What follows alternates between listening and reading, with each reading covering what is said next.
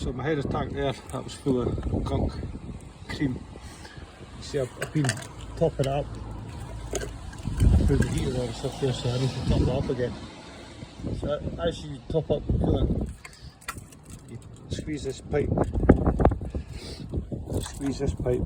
in there. I suppose you can squeeze that one as well. Just try and bleed the system and turn your heater on and stuff. And it eventually lets you run it up the temperature. It'll start to drop. So this has been off for about an hour.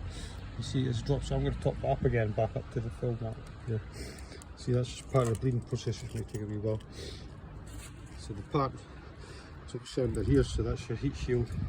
There's a bolt there, the dipstick, take that off, pull the whole dipstick out of the tube. There's a bolt there, take it out. Take this oxygen sensor off, and just unclip it there. And we take the heat shield off, just pull the heat shield right through, then you're left with the manifold. Then you've got 9 10mm bolts on here, take them out with 10mm extra deep socket. Underneath you've got 3 bolts connecting the exhaust, the 13mm. They're captive bolts, so they're loose nuts and bolts. Take them off, and then once you've taken the 9 manifold bolts off, the manifold will just come out complete with a cat underneath it. And there's a manifold gasket, so make sure that's no damaged. I used a bit of orange gasket stuff to put it back on, but mine was fine anyway. So once you've taken that manifold and cat off this, you can then work on taking off the oil cooler. So you can see that's the right hand pipe to the oil cooler there. Bolts, 2 bolts go into that bit there. This pipe you can take off individually first, and then you can put it back on last.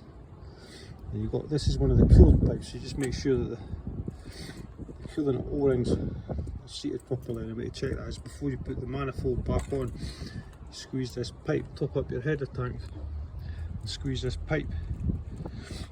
So I had to flush everything as well, so I just put water in, squeezed it, and then the first time that O-ring that was in there, down, it's in this pipe here, the O-ring wasn't seated properly, and it's just like pissing coolant everywhere. So you better checking it before you put the manifold back on. Right, cheers. Another thing, the radiator drain, it's at the bottom of the radiator down there, underneath. And that's just, on the videos you can see the guy just does it, undoes it by hand, but I couldn't do it, I was just too stiff, so I ended up using a 21 socket. Well, I used a ratchet spanner. It wasn't a socket, so it was a spanner. 21mm spanner or a 20mm spanner to loosen it, to get it to drain. You've got to flush the system.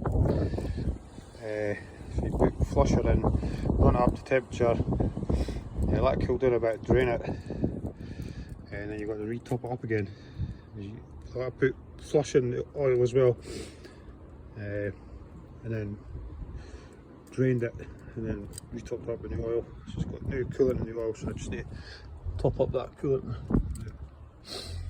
Right. Cheers.